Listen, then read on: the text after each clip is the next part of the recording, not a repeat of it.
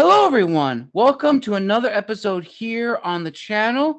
Today is the very first episode of Season 2 of the Historian's Lounge.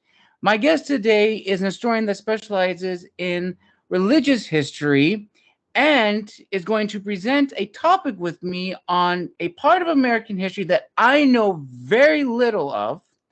Joining us for a first time on the channel is historian and professor Michael Smith. Michael, thank you so much for joining us today.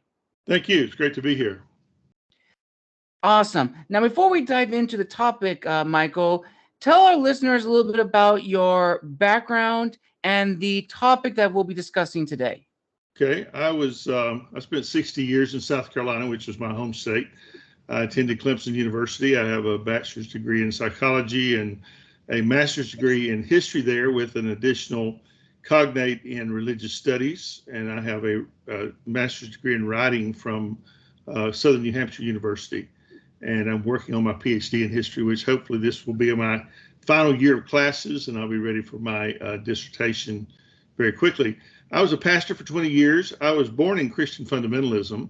And so many of our listeners probably have heard things like Christian nationalism, some terms in the news. And so that's been kind of my area of study most of my life.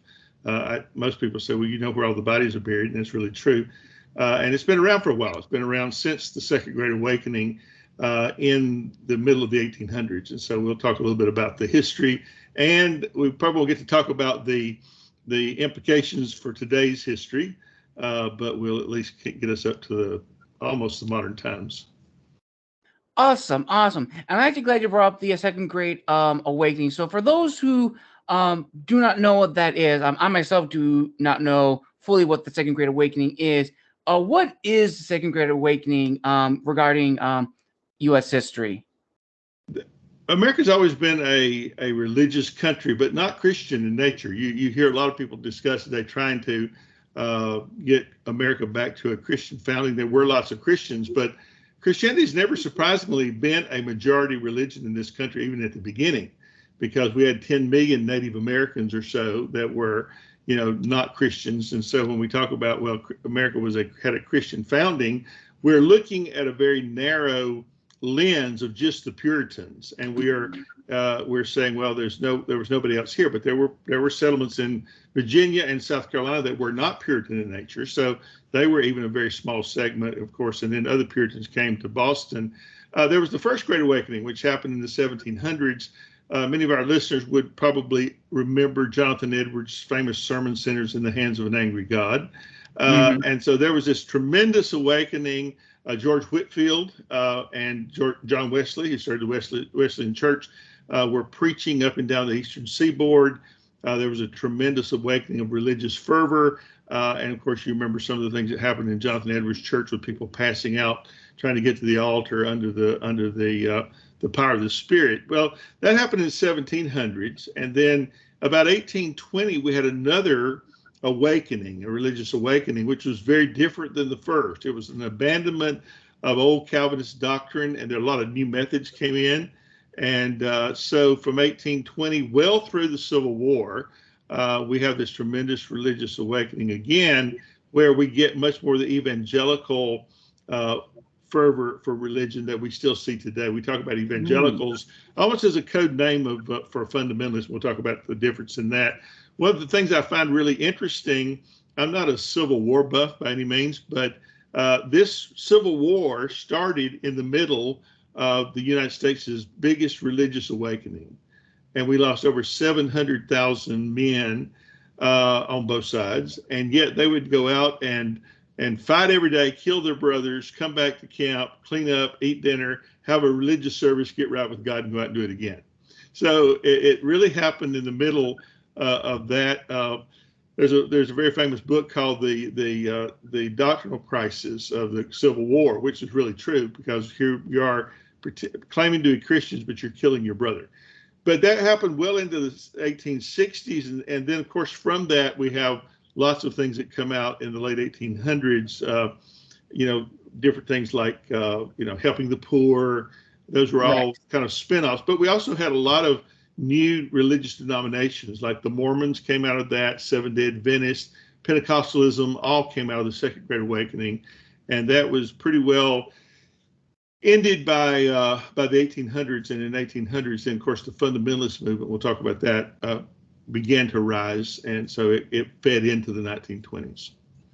Fascinating. See, this is the part of American history which I know very, very little, but I think a lot of people, like especially of my generation, I mean, we heard a little bit, of course, like the Mormons and a little bit of like the evangelicals in like history books, but we really don't learn much about them like beyond that. And so getting into the 1920s, I remember in our pre-record session, there was like a real major focal point that really changed sort of like the relationship between, or I should say not the relationship, but like the history of fundamentalism in like the 20th century. Can you tell us what that focal point was in the 1920s? Yes, first of all, fundamentalism starts in the 1880s doctrinally. There is coming out of Germany, of course, we have the Enlightenment in 1700s, and they're applying reason to everything, right? So in the 1800s, they said, well, we also need to apply that to the Bible and to religion.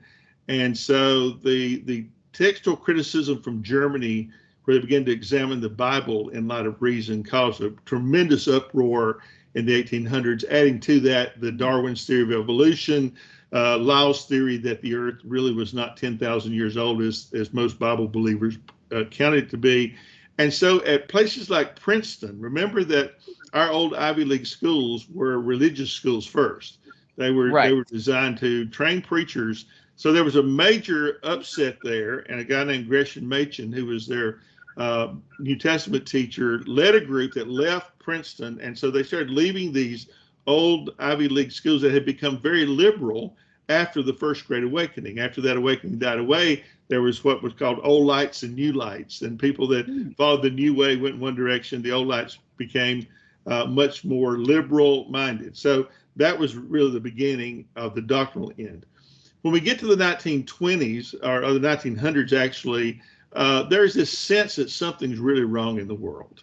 We have World War I, which is the major issue. Right. And there's something about World War I that when we come out of it, that all three monotheistic religions, and it's only a monotheistic religious activity, turn and go back into some form of fundamentalism. They deny modernity. They go back into the past. There's actually two very good books in the 1800s, or one's late 1800s, one early 1900s, called The War Between Science and Religion.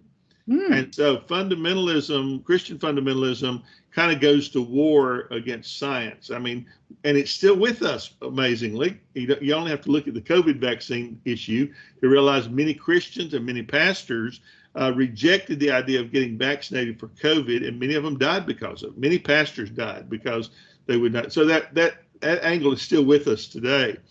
But there is a nexus here in the 20s where all these things kind of come together. There's a crossroads.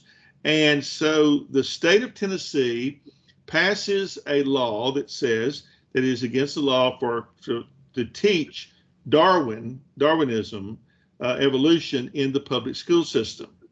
So this is the first law in the country.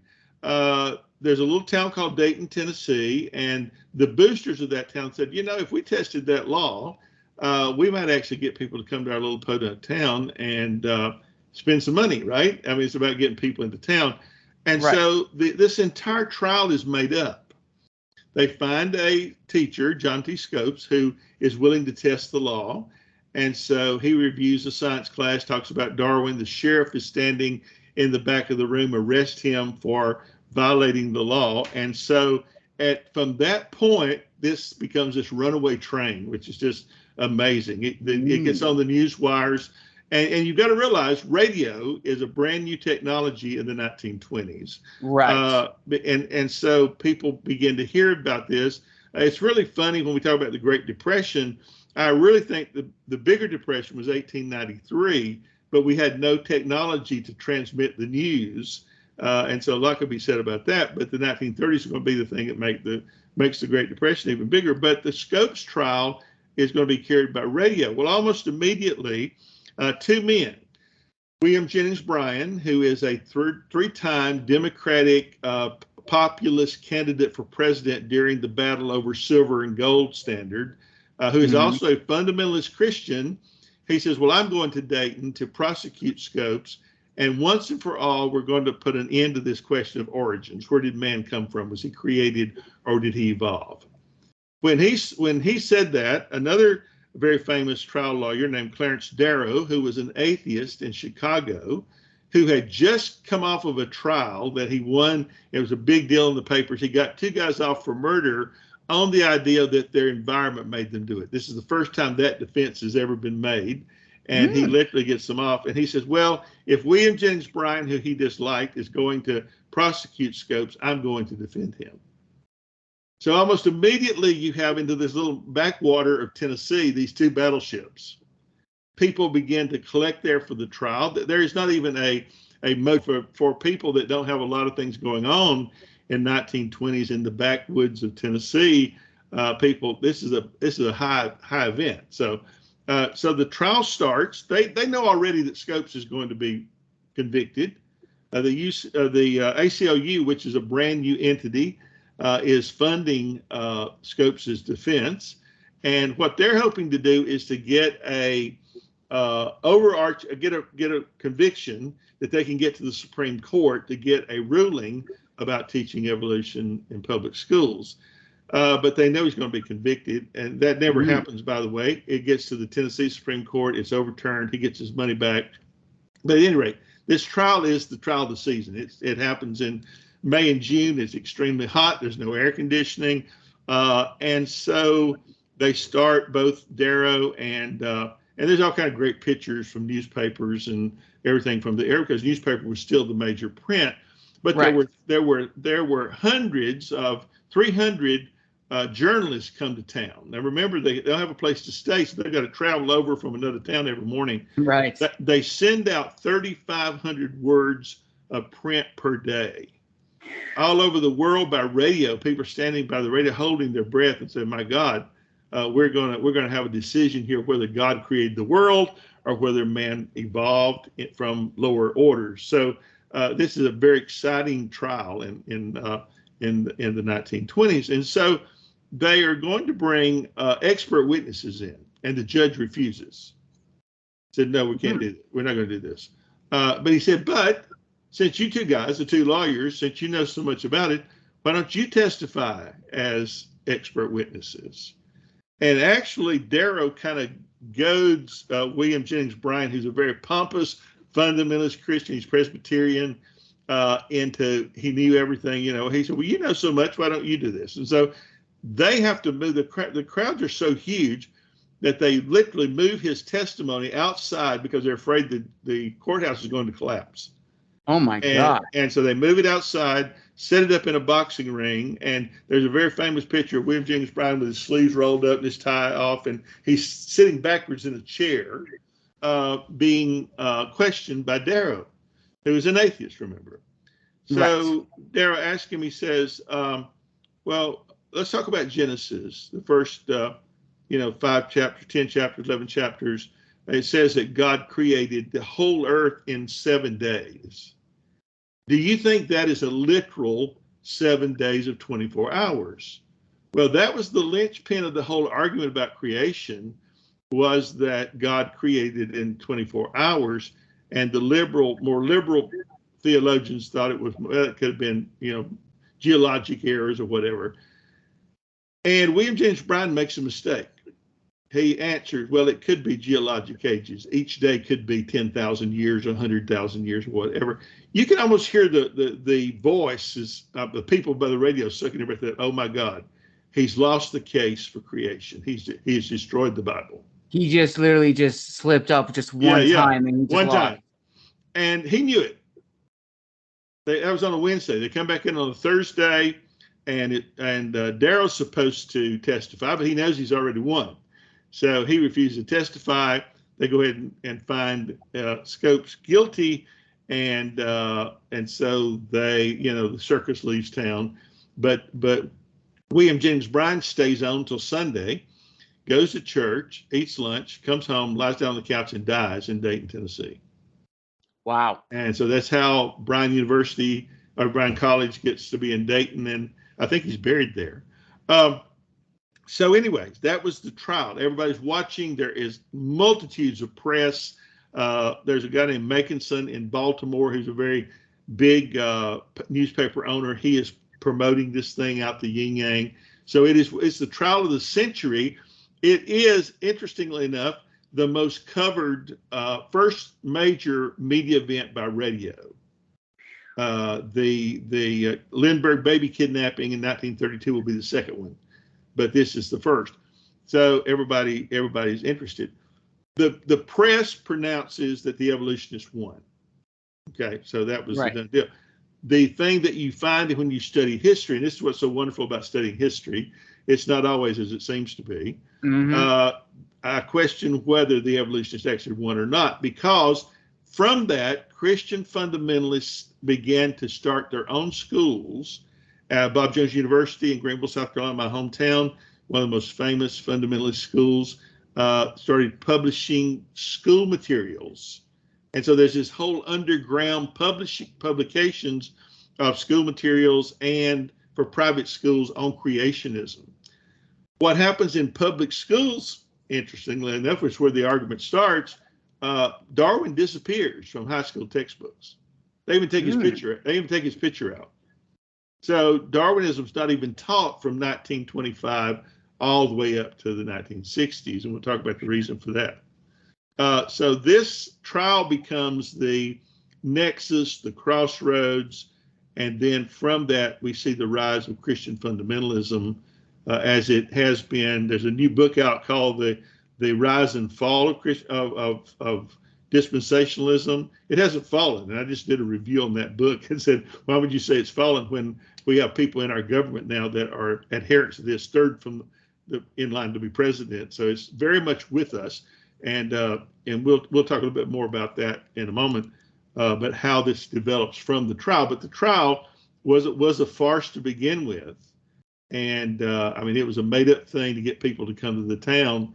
And yet it becomes this runaway train, this nexus. We're coming up on the 100th anniversary in 2025. So that's why I'm so interested in kind of getting the word out now to talk about this, because it's good to go back and look at history now 100 years later to see what's come of that. Fascinating. So, like you said, this whole trial was just like a sham, just getting people to this town. And as you said, it had this huge event. Talk about on the radio. It's like edge of your seat. If this happened in modern day, we will be seeing this on the television. I can't even imagine what it'd be like around that time. But it does bring up an interesting point where what you said, like the evolutionists win at that time, or at least the papers write about that, and how there's like an underground movement. What is almost like a subculture in your research of like the United States that emerges after this period, like neighborhoods or sections of like states or within states or like towns, they take on like a different culture. And if so, what does that tell us about the fundamentalists at that time? Interestingly enough, you realize there's a vacuum in the South because of the end of slavery. I came from South Carolina, which is probably the first in fight. We're the first to withdraw from the Union, so I know this very well. This kind of filled a vacuum and a void. And if you remember, we talked a lot about the slavery being, it was a religious thing, basically. Right. The religion of the lost cause. And so many of those people that would adhere tightly to the Bible were Southerners. From fundamentalism, as a whole another storyline here, the King James Bible became the Bible of fundamentalism. You still hear this argued today about that being the only Bible God wrote, and that it was so right that the English corrected the Greek and the Hebrew. And there's thousands of people that still adhere to that line. And Schofield, who came out with the first study Bible, included a lot of these things in the Schofield Study Bible. The gap theory. There was all kinds of compromises come by fundamentalists or by Christians trying to understand evolution and science in light of the Bible. And that's where the real argument was, and the fear was that this is going to wipe out biblical belief because science is this elephant in the room, not only with Darwin, but with polio vaccines and with, we discovered germ theory in the 1860s, brand new. Medicine is brand new. And so it's scary. Just like you can relate that to the COVID vaccines and the fears people had of what this disease was going to do to them. So we still have a lot of things we can look at. You're talking about the trial itself. Some of our listeners may remember the Watergate hearings. I was a high school teenager, and the whole summer was taken up with everybody's eyes on the Watergate hearing and what Richard Nixon did. So it would be very much like that, except in maybe a little poorer setting out in the country. And so there is a subculture which starts with creating, the idea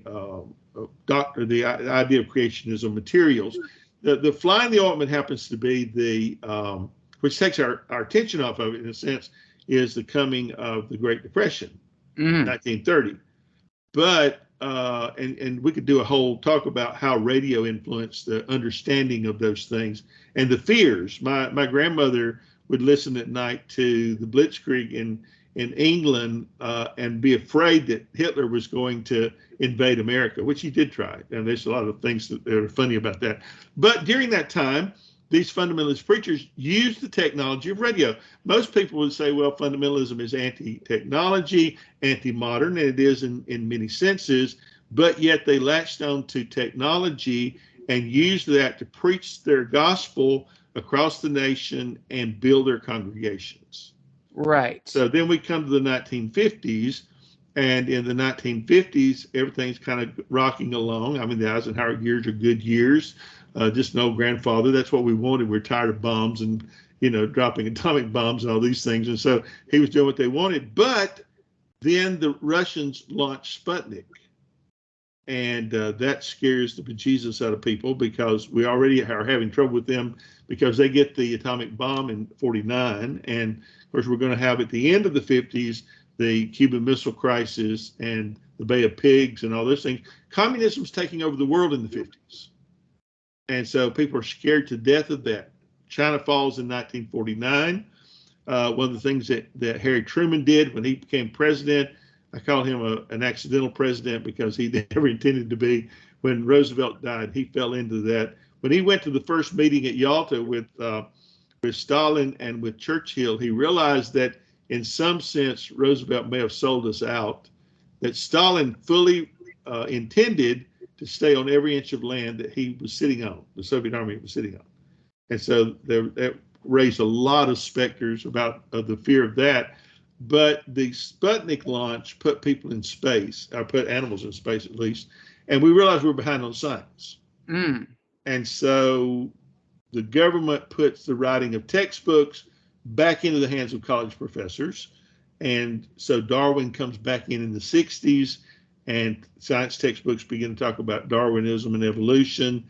And so the 60s becomes another nexus of cultural, religious, political, economic issues that are tied into religion. I mean, the civil rights movement, it's really interesting to look at that and realize that white churches, which are mainly fundamentalism is a white religious kind of a belief. There's no, one of the reasons why I stopped pastoring was because several things like that. My church was the most segregated place in the world on Sunday morning. The 60s bring us to this new point where Christians are going to get shaken into another revival type awakening, because in the early 60s, the Supreme Court takes prayer and Bible reading out of the schools.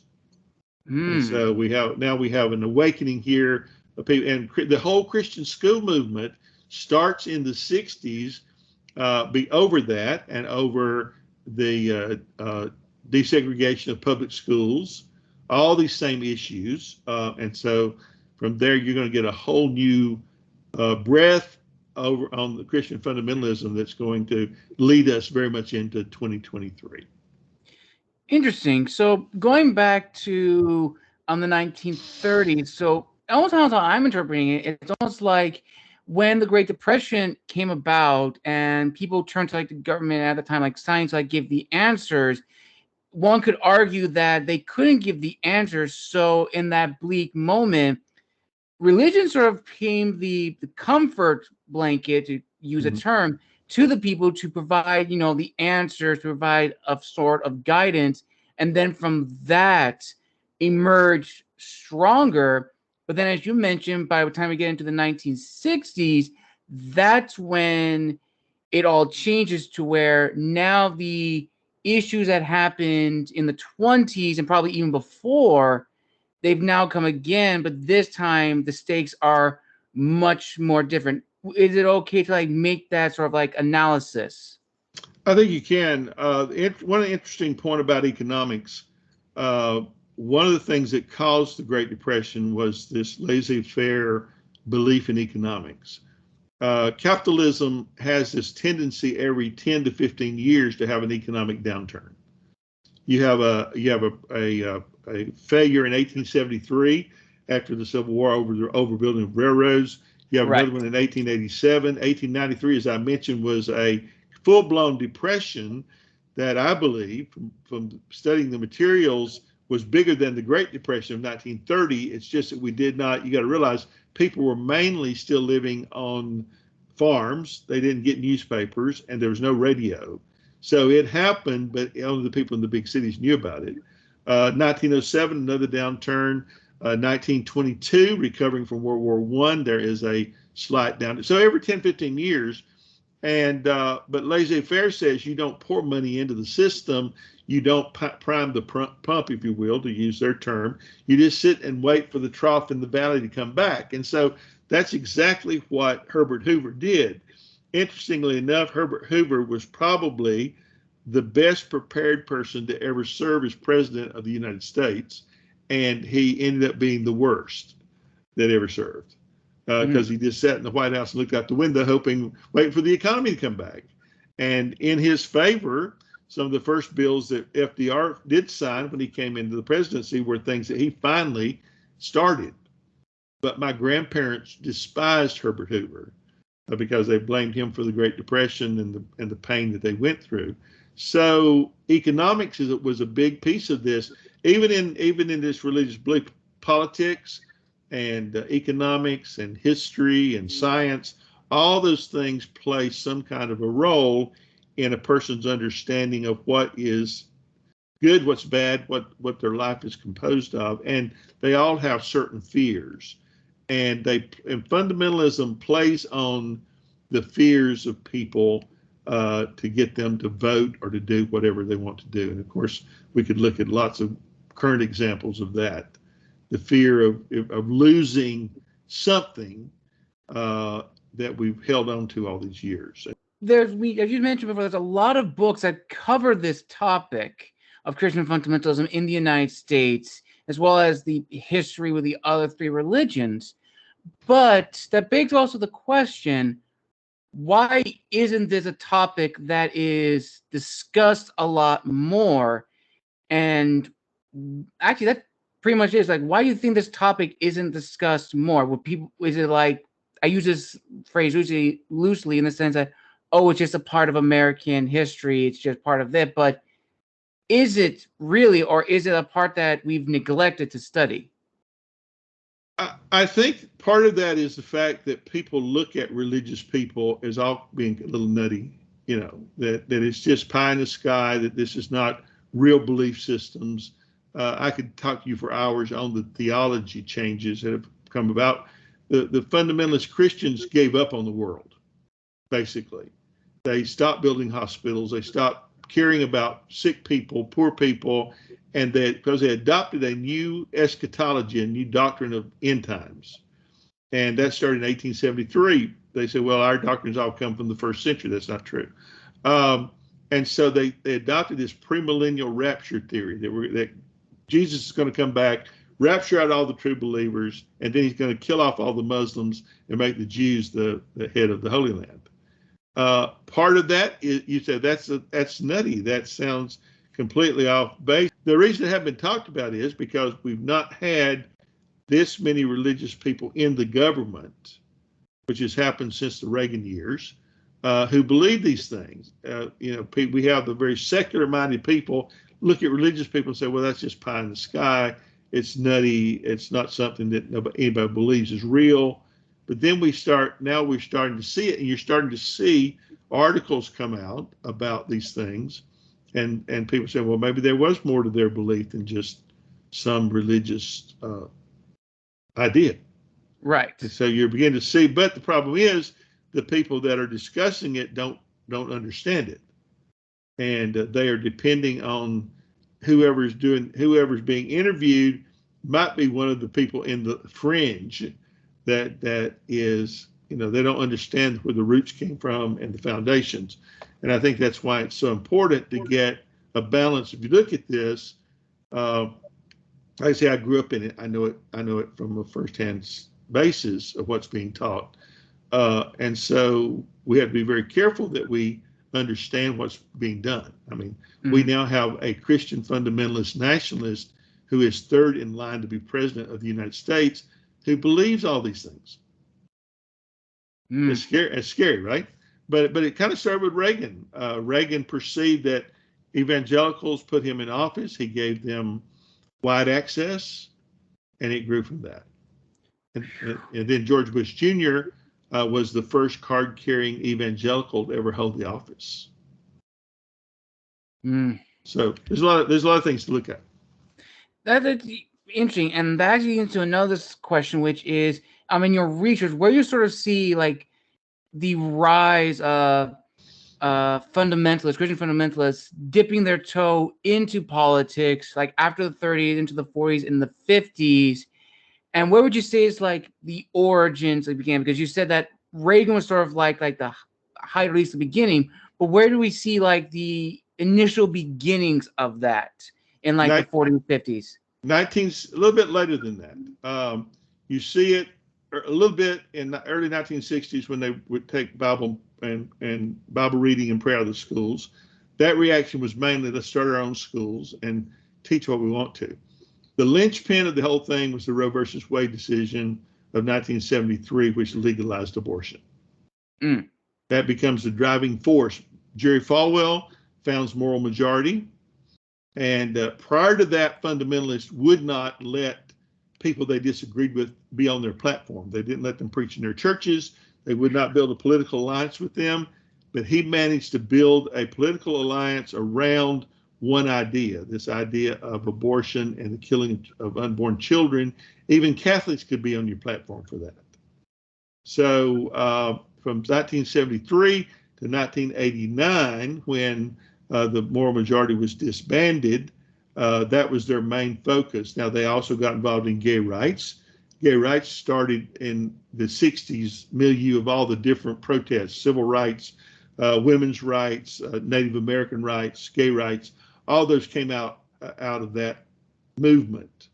And so Falwell got a little bit involved in that with Anita Bryant. Some of you don't remember that big deal. She was the spokesman for orange juice in Florida. And when she came out against gay rights, she was dropped completely. So there's still this very different groups. You had the religious extremists and you had the secular people. And as long as they were kind of holding the balance, you don't see this growing. But the Republican Party in '84 makes some kind of a deal with the evangelicals. I call it becoming the party of God. And actually, Falwell, when he dissolves Moral Majority, makes that statement that we don't need the Moral Majority anymore. The Republican Party is going to carry our concerns forward. Wow. See, this is fascinating because this part of history I know very little. I learned about this briefly in my civil rights class when I was during my master's program in San Francisco. Part of the early books I read about Christian fundamentalism was, I believe, John Wayne. I forgot the full title. It was like John Wayne, like the Bible, or John Wayne and Christianity. And that really opened my eyes to like, wow, there is a subset of history I know nothing about. So would you say in your research with all groups, there's always like two sides, I think you mentioned. So were there any like factions within the Christian fundamentalist groups from the 30s to the 60s and possibly onward? Or if not, how has the group remained to be so unified and solidified over the years with changing of landscapes, both political and societal? Well, I think again they're holding on to the one thing that did not change. And for ever how many years from 73 to the present, Roe versus Wade was their whipping boy that they wanted changed because that violated their religious principles. And so millions of dollars poured into that. And from that, millions of dollars began to pour into political candidates who would endorse that. And they didn't get any traction, didn't get very much traction, a little lip service up until, the more recent people where people began to literally elect these people that firmly believed what they believed. So it's all about the money. You can follow the money. But that is the one solidifying effect. They elected Jimmy Carter, back to the Watergate thing again. People were so disgusted with what Nixon did. They elected Jimmy Carter based on his born again mantra. But they were disappointed in him because he was not an evangelical. He was a progressive and very liberal. He was pro women in ministry, pro abortion, and so he was not what they thought he was. And so they didn't reelect him, but they elected Reagan, and who was a literal conservative. And there's a whole story about that, how the Democratic and Republican parties changed clientele in 1964. The Republicans were always the party of Lincoln up until 64, and most African Americans belonged there. The Democrats were a party of the white Southerner, racist kind of Southerner. And so when Jack Kennedy got elected, he was a Democrat that was for civil rights. And so that kind of upset the apple cart. And so by the time you get to 1968, Nixon wins with a landslide with the Republican Party and takes the whole country.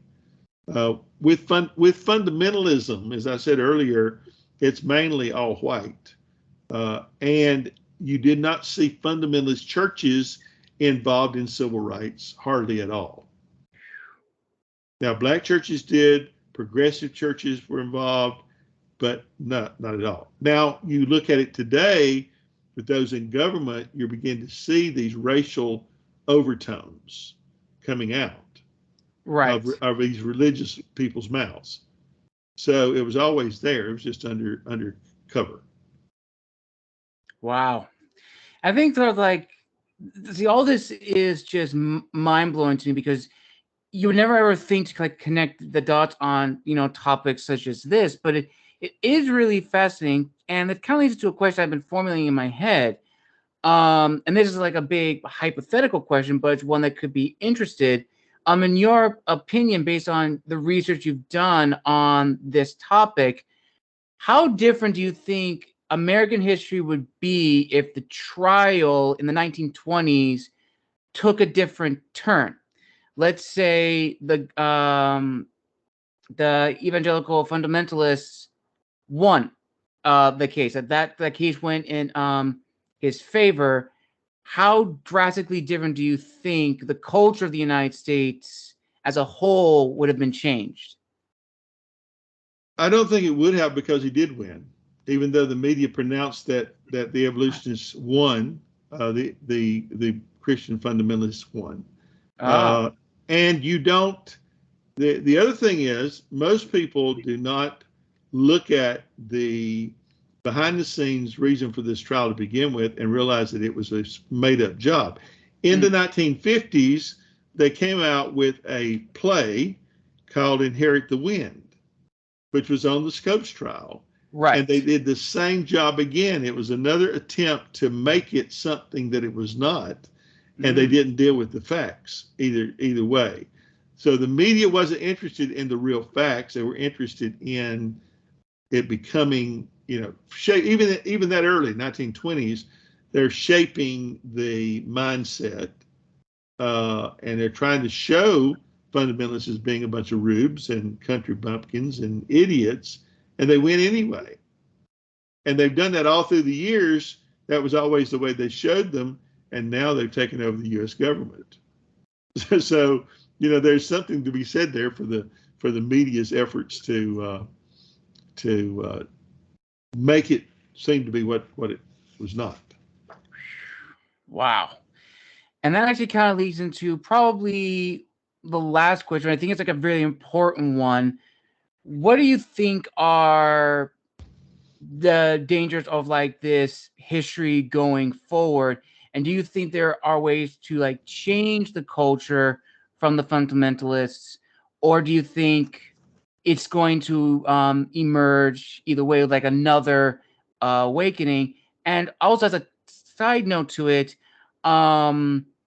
should people learn more about this topic and see its connections to the overarching history of the United States, especially in the 20th century?